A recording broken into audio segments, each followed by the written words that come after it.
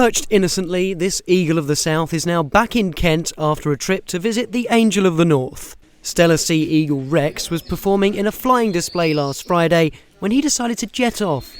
2 days and more than 300 miles later, he ended up in Newcastle. Since his return, the team at Eagle Heights have been trying to figure out exactly why he just kept flying. He doesn't particularly like crows, buzzards, they all mob him, and because he's so big, he's not manoeuvrable enough to catch them. So he is actually, if they start mobbing him, he will sulk and come and land normally. But if something up there's had a go at him, or he's seen an aircraft that he isn't familiar with, you know, he's up very high, something up there spooked him and he just went in a straight line and didn't stop going.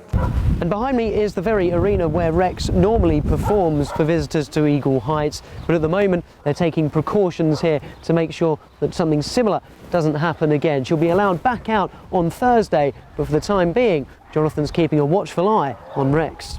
They might be able to keep Rex in close quarters now, but that certainly wasn't the case when they were chasing him around the country. Yesterday morning, we have a friend who took us up in a gyro, I think it's called a gyrocopter.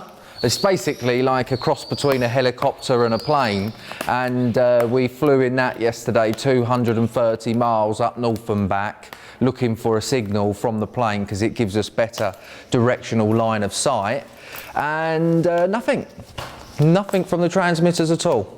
Eventually they were able to locate him and bring him back to the sanctuary. In fact, it's like he never went away. He's absolutely fine. He's ripping my glove to bits, which is what he usually does. Picking at my glove, look, he rips all holes in it with his massive beak.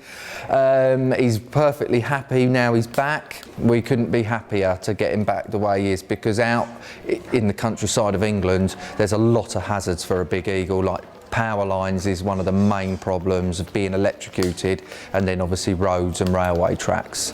Having travelled further than any of their birds have before, the handlers will be hoping none of their other eagles reach the heady heights of Rex's trip to the Toon. Keelan Webster, KMTV.